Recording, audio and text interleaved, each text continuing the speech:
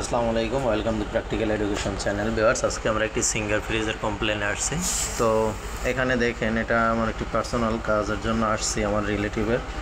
তো এখানে এর আগে কোনো টেকনিশিয়ান কাজ করছে, সামনে ডেন্ডিং করে দিয়ে গেছে। তো সে বলছিল গ্যাস ট্যাস করাই রাখেন, নয় এখানে পাইপের সমস্যা হতে পারে।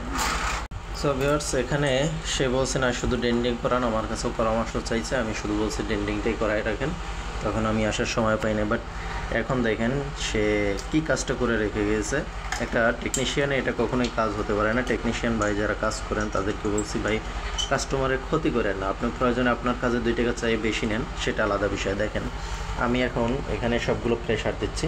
তো প্রেশার দেওয়ার পরে দেখেন এখান থেকে বের হচ্ছে, ঠিক আছে। দেখেন কি সূক্ষ্মভাবে একটু কাজ করে রেখে গেছে। এটা কিন্তু যে করছে কাজটা এর আগে সে করে রেখে গেছে। এইটা একটা টেকনিশিয়ানের ধর্ম হতে পারে না। দেখেন সূক্ষ্মভাবে একটু আঘাত করে রেখে গেছে, ধীরে ধীরে এখান থেকে গ্যাসটা বের হয়ে কাস্টমারের তো ক্ষতি হয়ে গেছে।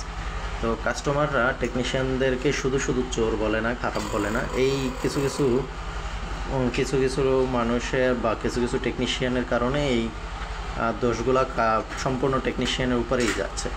কারণ সবাই করে না, একজন করলে 10 জনের ক্ষতি অবশ্যই হয়, এটা আমরা জানি। তো সেই কাজটাই এখানে করছে। তো টেকনিশিয়ান ভাইরা অবশ্যই সততার সাথে কাজ করা উচিত। এভাবে কোনো মানুষের ক্ষতি করা কোনো টেকনিশিয়ানের উচিত না, ঠিক আছে। তো বাস এটা একটু অবশ্যই যাচাই বাছাই করে নেবেন টেকনিশিয়ানদেরকে।